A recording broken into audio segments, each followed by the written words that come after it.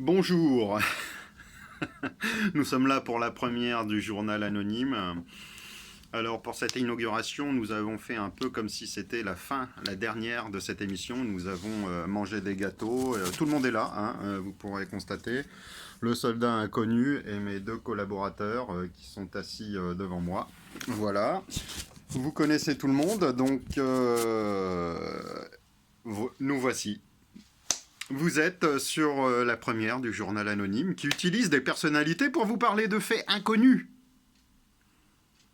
qui leur seraient arrivés dans un monde duquel nous sommes peu à pouvoir revenir. Je vais donc ouvrir cette émission par une critique littéraire, comme je suis un peu malicieux avec les mots un peu soudains, hein, des fois. Un feu d'artifice, quoi. Je vais ouvrir le bal par le seul écrivain qui écrit avec la bouche. Non pas qu'il soit manchot, mais nous allons inaugurer cette émission par le président de la République française. J'ai nommé Emmanuel Macron. Article pour vous. Notre président de la République pleure de chagrin quand vient le soir de l'orage, par un effet de mélancolie régénératrice nietzschienne. Il faut bien retenir ce mot. Il regarde, par son œil orwellien, les gouttes d'eau fines qui glissent en s'enfuyant sur le carreau. Alors, il sort avec des répliques de romans tristes dans la tête, poursuivi par le regard d'une LGBTI planant dans l'air, qui n'est ni tout à fait elle, ni tout à fait une autre.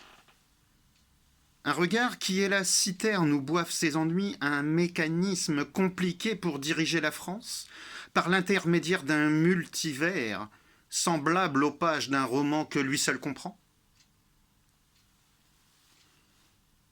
Il marche, le visage vers le ciel touché par la pluie et par une profonde mélancolie qui l'amène peu à peu vers la puissance ultime de la tristesse. Il erre avec sa culture littéraire. Il se tient nu,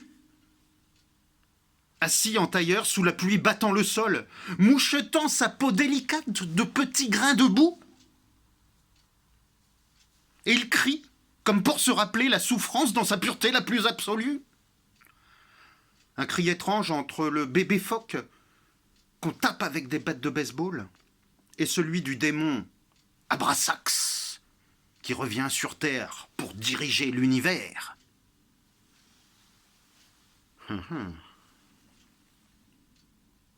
Dans le doux cantique d'un soir de juillet, quand son fin visage sous une pluie de sel entendit la voix de son lobe charnu, claquant comme le tonnerre, aux 20 mots absurdes, pour lui demander quoi? De sauver la France? Son visage se sécha et il ressortit parfaitement coiffé pour nous diriger sans complexe, comme un écrivain mélancolique portant une bougie pour nous éclairer par sa lumière éternelle. Et un chapeau en forme de pyramide pour nous impressionner par sa puissance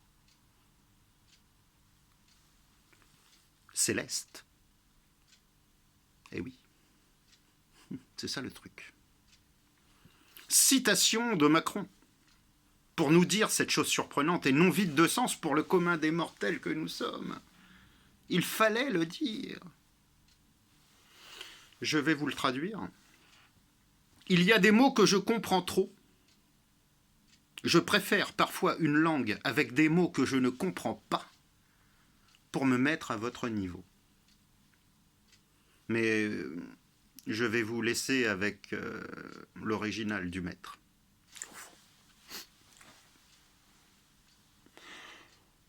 Parce que cette part d'incompréhensible nous rapproche, parce que la part que je comprends en allemand a un charme romantique que parfois le français ne m'apporte plus. Amis littéraires, bonsoir.